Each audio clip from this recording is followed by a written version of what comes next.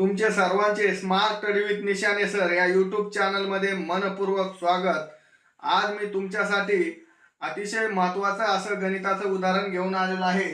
उदाहरण आहे, राकेश व राजेश यांनी एकत्र 10 चेंडू व 10 बॅट विकत घेतले। राकेशने 1300 रुपये खर्च केले व राजेशने 1500 रुपये खर्च केले। जर एक बॅटची किंमत एका चेंडूच्या 3 पट असेल तर एका बॅटची किंमत किती? या ठिकाणी बाकीचं उदाहरण फार पाहण्याची गरज नाही। या ठिकाणी हे वाक्य फार महत्त्वाचं आहे की एका बॅटची किंमत एका चेंडूच्या 3 पट, आणि आपल्याला त्यांनी बॅटचीच किंमत विचारलेली आहे।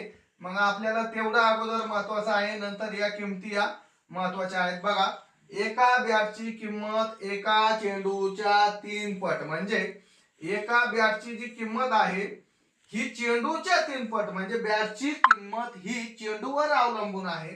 मग आपण जर चेंडूची किंमत जर 1 रुपया मानली तर बॅटची किंमत होईल 3 रुपये। मग 3 आणि 1 म्हणजे हे टोटल गुणोत्तरानुसार 4 भाग होतील।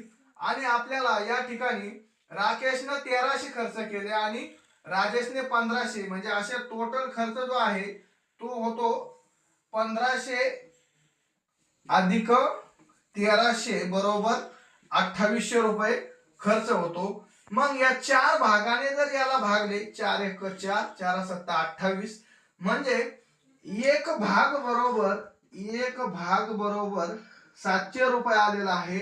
आणि आपल्याला या ठिकाणी बघा, जे काही चेंडू आहे, चेंडूचा एक भाग आहे, म्हणजे चेंडूची किंमत ही 700 रुपये फायनल झाली। आणि आपल्याला या ठिकाणी बॅटची किंमत ही 3 पट आहे ना, तर मग 3 गुणिले 700 केलं तर 7 21, म्हणजे 2100 रुपये ही बॅटची किंमत झाली। तर या बॅटची किमतीमध्ये आपल्याला त्यांनी एका बॅटची विचारलेली आहे। मग टोटल 10 बॅट आहेत, 2100 भागिले 10 जर केलं तर 0 गेला म्हणजे 210 रुपयाला बॅट होईल। 210 रुपयाला काय होईल? बॅट होईल। जय जवान जय किसान।